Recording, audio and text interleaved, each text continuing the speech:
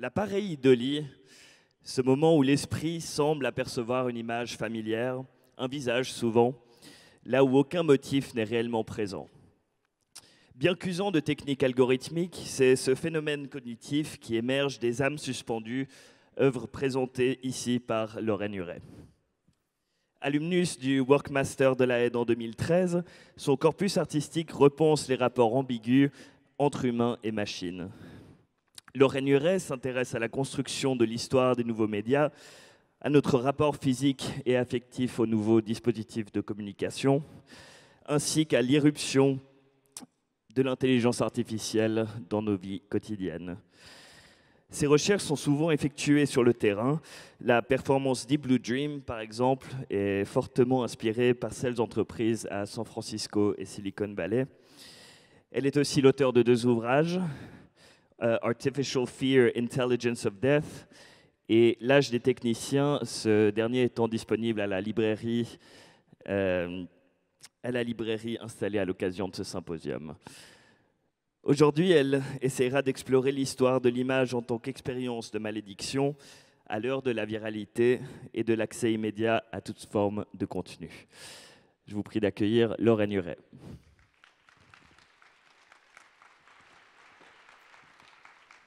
J'aimerais commencer cette conversation par un petit saut temporel.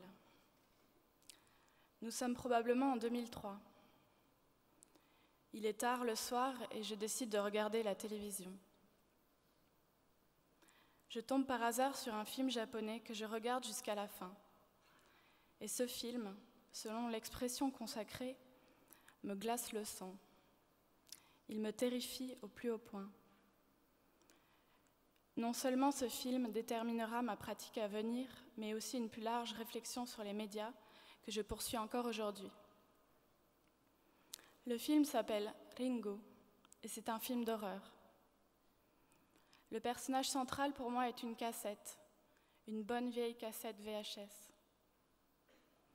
qui, une fois visionnée, vous jette un sort. La cassette vous prédit une mort certaine si vous ne trouvez pas le contresort le plus rapidement possible. Vous avez 7 jours. Le contresort est d'en faire une copie et de la montrer à une autre personne. En somme, de reproduire les images, d'en laisser un héritage, d'être nous-mêmes le véhicule de sa diffusion et de continuer sa malédiction. J'y ai vu à l'époque une sorte de métaphore sur les médias assez puissante. Je m'explique. Premièrement, et première scène, la vidéo maudite sur cette cassette est, selon moi, une des plus belles vidéos d'art produites à l'intérieur d'un film. C'est une pièce, un statement, sur la manipulation des images et sur leur inhérente et effroyable statut, objet de ma part d'une fascination hallucinée. J'ai sûrement dû regarder ce bref extrait environ une centaine de fois. La malédiction avait fonctionné sur moi. Deuxièmement et deuxième scène, un des protagonistes qui a vu la vidéo maudite est chez lui. 7 jours après, la télévision s'allume, objet entre tous ayant leur vie propre, compagnons de solitude, du concept bien défini d'une inquiétante étrangeté. Il est chez lui, seul, en train d'écrire. La télévision s'allume toute seule. Une image de mauvaise qualité s'affiche, montrant une vue lointaine d'un puits. Une jeune fille sans visage sort du puits et lentement s'approche de nous, vers l'écran. Peut-être certains d'entre vous connaissent ce film, et je ne parle pas de la version américaine. La jeune fille sort littéralement de l'écran en rampant. L'homme est terrifié. La jeune fille est sans visage, couvert par ses cheveux longs, et lui révèle alors un œil, mais pas n'importe quel œil, un œil inversé.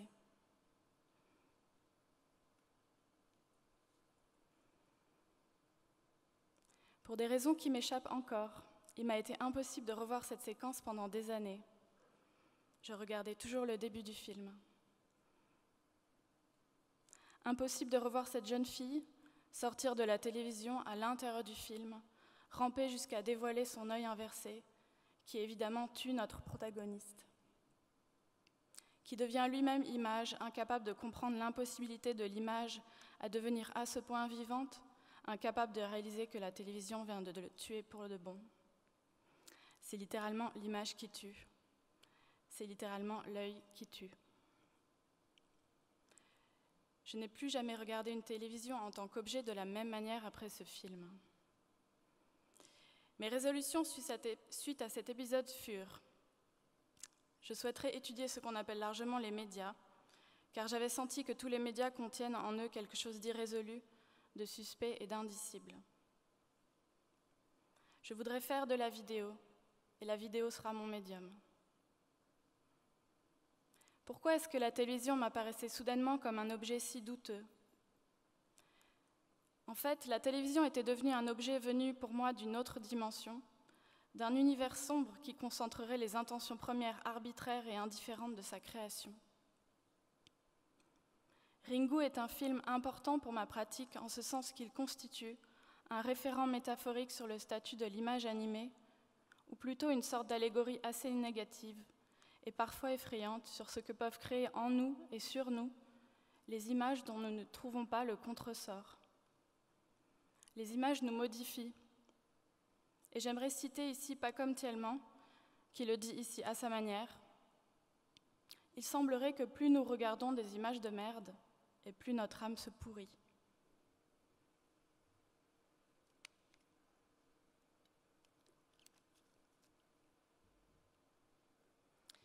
Mon contresort a été de les manipuler, de me les approprier et de penser avoir pu créer mes propres images, qui sont devenues par la suite des images jouant le rôle de contresort aux images préexistantes et imposées. Je laisse volontiers ici la question en suspens: qu'est-ce qu'une image de merde? Et je poserai plutôt la question: qui parmi nous ici n'a jamais vu des images qui sont rentrées dans notre âme? Le concept d'image maudite est assez clair. Une malédiction est en général orale. C'est un sort que l'on jette sur quelqu'un, un énoncé linguistique si puissant qu'il en modifie un aspect de notre réalité. Il en modifie à tel point notre perception que c'est d'abord un sort que nous jetons à nous-mêmes. J'utilise ici le concept de malédiction pour définir une image qui nous reste en mémoire et dont l'oubli est quasi impossible. Chaque personne ici présente, j'en suis sûre, a vu énormément d'images qui lui resteront en mémoire à jamais. Nous pouvons dire d'une image qu'elle restera gravée en nous à jamais. Ces images nous accompagnent comme des petits sorts jetés à notre insu. Le plus souvent, les images de terribles violences sont celles qui restent, celles qui sont infligées à d'autres corps que le nôtre. L'année dernière, je tombe sur un article qui fait mention d'une censure injuste de la part de Facebook. Il s'agit de la célèbre photographie de ces enfants brûlés au napalm durant la guerre du Vietnam.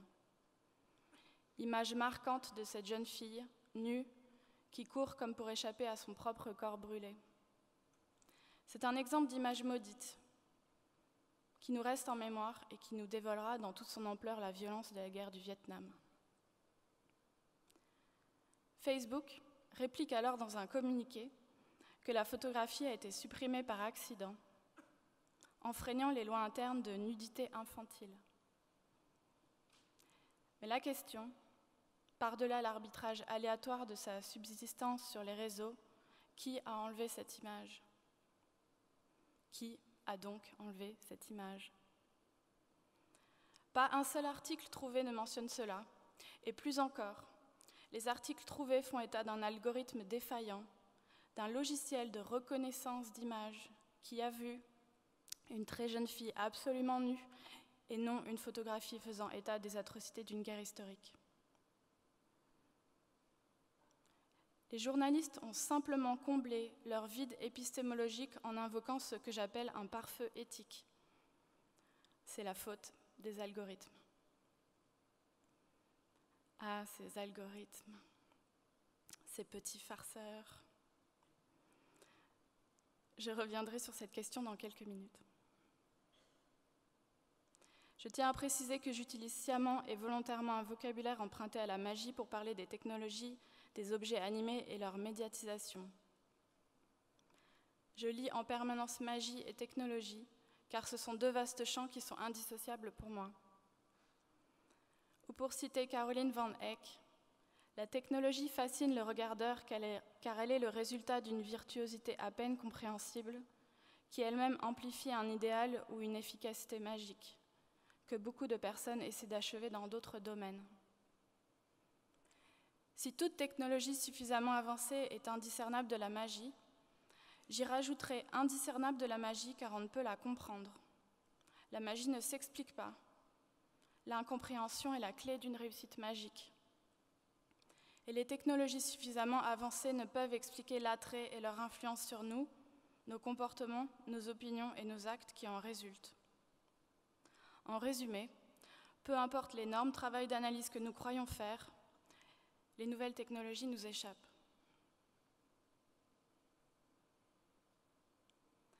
Pour revenir à la problématique des choses animées ou des petits esprits qui vivent dans nos écrans, il est un autre sujet qui m'a largement fascinée. L'objet en toute fin de la chaîne logique de la promesse de l'automatisation totale, l'objet animé par lui-même ayant ses sources propres de mise en vie, large source spéculative, j'ai nommé l'intelligence artificielle. En 2015, je suis partie à San Francisco et j'ai interrogé tout un tas de gens qui avaient une connaissance que je n'avais pas. Je leur ai posé une question très simple. Mais qu'est-ce que l'intelligence artificielle ? À peu près toutes les personnes interrogées ont eu des réponses totalement différentes, radicalement différentes. Pour l'un, il s'agirait d'un assemblage ingénieux de circuits et d'architectures de matériaux, dont le tout produirait des outils assez pratiques. Pour l'une, il s'agirait de la résolution de son existence et sa continuité bien après le décès de son corps. Pour un autre, il serait plutôt question d'un vaste champ culturel complexe, un immense terrain de promesses, d'aberrations et de mythes bien construits. Et pour finir, cette promesse serait finalement une course à la production du grand capital, une sorte de capital animiste, pour citer un concept d'Achille Mbembe.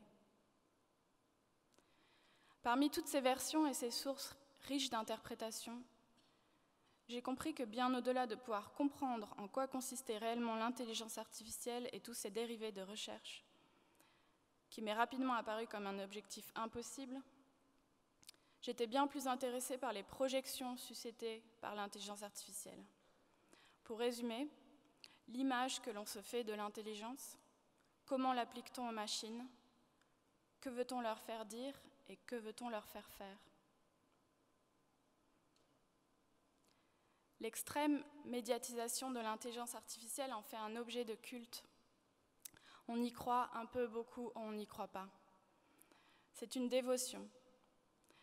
Des voitures qui se conduisent d'elles-mêmes, ou des robots qui sautent et qui marchent, une machine qui vient d'obtenir une nationalité.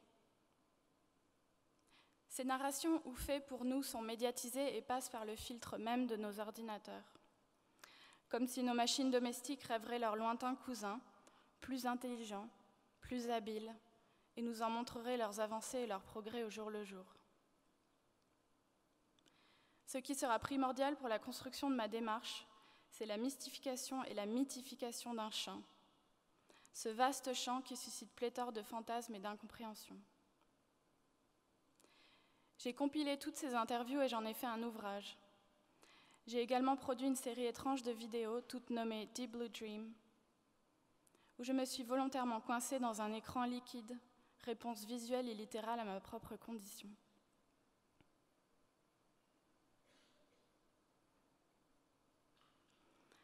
Les nombreuses formes d'intelligence artificielle sont déjà tout autour de nous. Nous les utilisons quotidiennement. Le moteur de recherche en est une forme, nos GPS en sont d'autres, les filtres de reconnaissance faciale en sont également. Nous le savons déjà, mais nous fantasmons toujours l'étape suivante. Nous les utilisons si quotidiennement qu'elles en deviennent invisibles, ou plutôt banales. En 2016, pour l'exposition joliment nommée « Le retour des ténèbres », qui a eu lieu au musée Rath sur la figure de Frankenstein et de son bicentenaire en terre genevoise, j'ai été commissionnée pour produire un travail en lien avec l'intelligence artificielle. Ou réfléchir à l'héritage de Mary Shelley à travers le prisme de l'intelligence créée de toutes pièces. La créature de Frankenstein est effectivement un collage. C'est un être constitué de bouts de corps morts, éparses, dont la problématique principale posée par cette narration reste l'identité. Qui est la créature ? Comment va-t-elle se constituer ? Comment va-t-elle être, évoluer, penser, sentir, s'exprimer ? Est-elle intelligente ? Est-elle le fruit de toutes ces anciennes identités qui constituent son nouveau véhicule ? À cette même époque, j'étais et suis devenue peu à peu hypnotisée par la manière dont les personnes ultra-médiatisées gèrent leur image, ou plutôt la dispersent. Parmi toutes ces figures, Kylie Jenner m'est apparue comme une prophétesse morcelant son être, disciple surpassant sa grande sœur Kim Kardashian. J'étais subjuguée par la facilité d'utilisation d'applications de reconnaissance faciale, comme Snapchat, que Kylie Jenner utilise quotidiennement.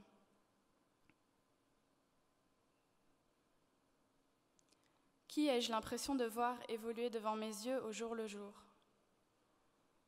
Qui suis-je ? Qui morcelle son âme et en disperse des petits bouts sur le net ?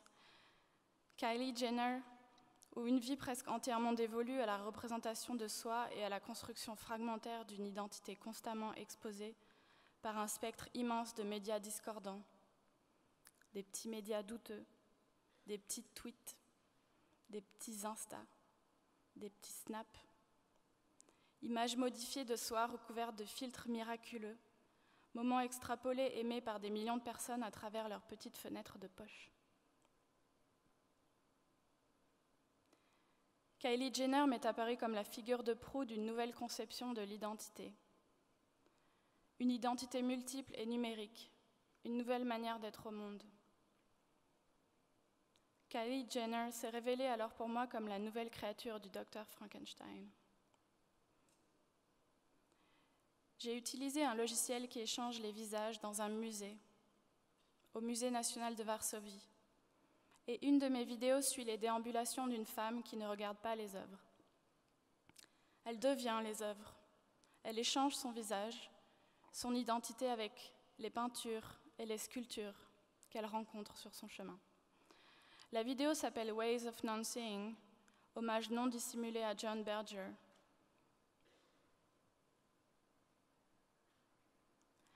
La vidéo que je présente ici aujourd'hui, qui se trouve en face,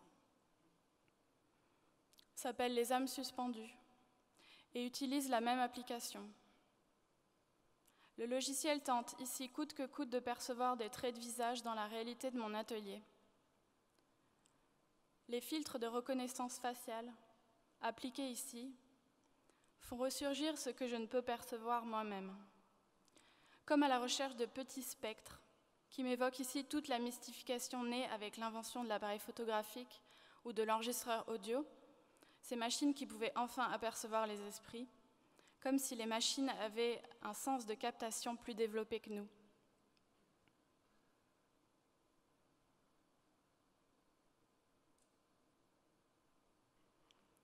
Dans un futur proche, j'aimerais rencontrer les personnes qui font ce qu'on appelle du content management.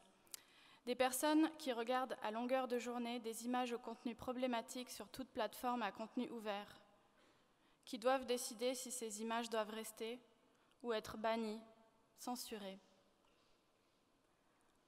Je voudrais rendre un hommage sincère à tous ces yeux qui regardent la face obscure du net, images de torture, viol, guerre, mort, images porno, images d'ego et autres images qui ne nous rassurent en rien sur le statut de l'humanité.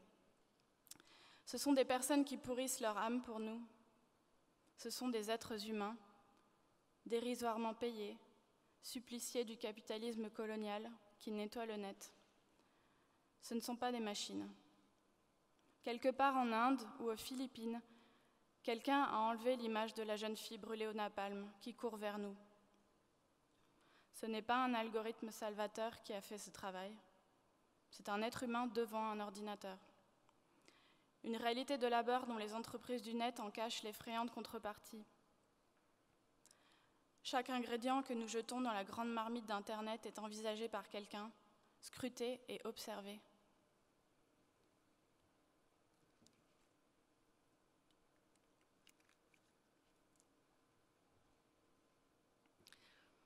Regardez attentivement votre ordinateur. Regardez attentivement votre téléphone. Regardez-les avec un filtre halluciné. Ces objets doivent vous parler et vous révéler les intentions secrètes mises en œuvre lors de leur conception. Conservons un œil inversé sur les images que nous voyons, celles qui nous traversent et celles que nous manipulons. Regardons de travers ce que nous percevons. Soyons la jeune fille sans visage, à l'œil inversé, qui sort de l'écran. Soyons ceux qui tordent le cou aux images à venir.